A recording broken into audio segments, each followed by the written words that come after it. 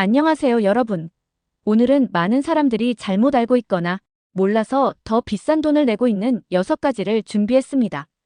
이 정보는 정말 유용해서 한 번쯤 확인하시면 큰 도움이 될 거예요. 만약 오늘 소개하는 모든 내용을 이미 알고 계시다면 정말 대단한 분이시니 영상을 끝까지 시청하시고 댓글로 알려주세요. 그럼 바로 시작해 볼게요. 1.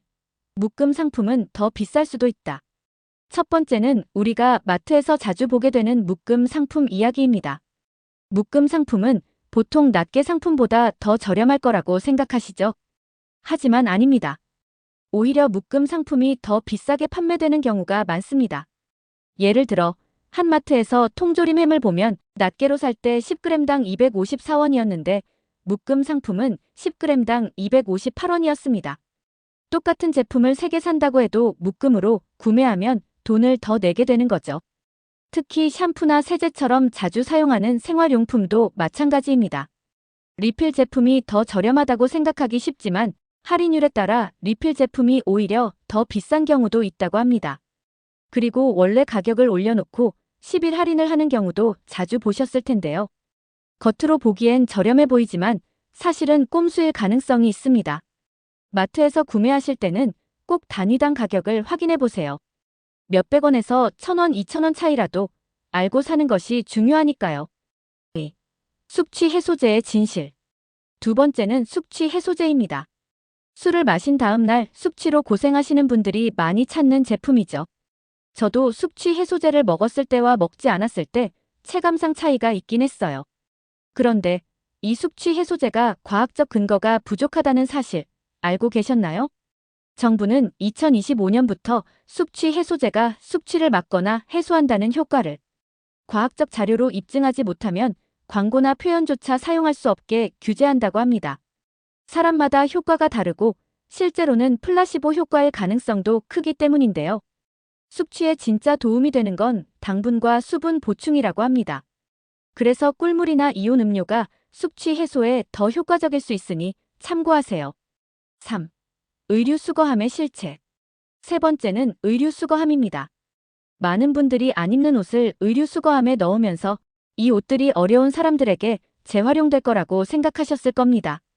그런데 현실은 다릅니다. 우리가 의류 수거함에 넣은 옷들의 90%는 개발도상국으로 보내지지만 그곳에서도 팔리지 않는 옷들은 강에 버려지거나 소가 먹는 등 환경오염의 원인이 됩니다.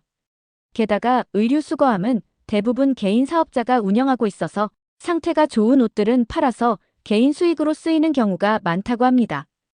헌 옷을 버리실 땐 굿윌 스토어나 아름다운 가게 같은 장애인 일자리 창출을 돕는 기관에 기부하세요.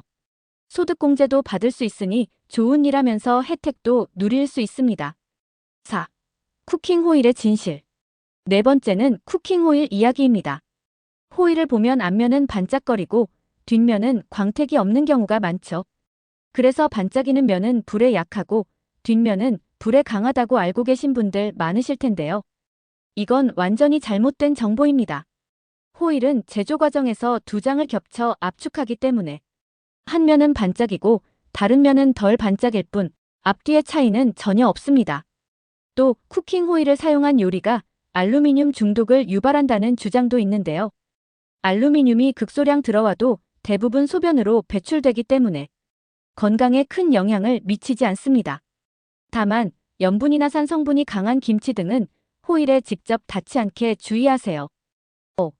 유통기한과 소비기한의 차이. 다섯 번째는 유통기한과 소비기한 이야기입니다. 2023년부터 유통기한 대신 소비기한이 도입된 거 알고 계시죠? 하지만 이 두 개념을 동일하게 생각하면 큰 문제가 생길 수 있습니다. 유통기한은 식품이 상하기 시작하는 시점 이전을 기준으로 하고 소비기한은 식품이 상하기 직전의 기간을 기준으로 합니다. 예전처럼 유통기한이 지나도 괜찮겠지 하고 음식을 먹었다가는 식중독에 걸릴 수 있으니 주의하셔야 합니다. 특히 부모님 세대에서 이 두 기한을 헷갈려온 가족이 고생하는 경우도 있다고 하니 가족들에게 꼭 알려주세요. 6. 동물복지 인증 계란의 비밀. 마지막 6번째는 동물복지 인증 계란입니다. 이 인증 마크를 보고 비싼 돈을 내고 구매하시는 분들 많으실 텐데요. 알고 보면 이 인증도 말장난인 경우가 많다고 합니다. 예를 들어 좁은 케이지에 닭을 많이 넣고 문만 열어둔 상태로도 동물복지 인증을 받을 수 있었다고 합니다. 게다가 인증 기준이 잘 지켜지는지 확인이 어려운 경우도 많습니다. 소비자 입장에서는 비싼 가격에 속아 넘어가는 셈인데요. 이런 문제들이 꼭 개선되길 바랍니다. 오늘은 생각보다 많은 분들이 잘못 알고 있는 6가지 이야기를 나눠봤습니다. 특히 첫 번째 묶음 상품과 6번째 동물복지 인증 계란 이야기는 개인적으로도 굉장히 놀라웠는데요. 여러분도 이 내용을 꼭 기억하시고 앞으로 현명한 소비를 하시길 바랍니다. 오늘 영상이 유익하셨다면 좋아요와 구독 부탁드리고 댓글로 여러분의 의견도 남겨주세요. 그럼 다음 영상에서 또 뵙겠습니다. 감사합니다.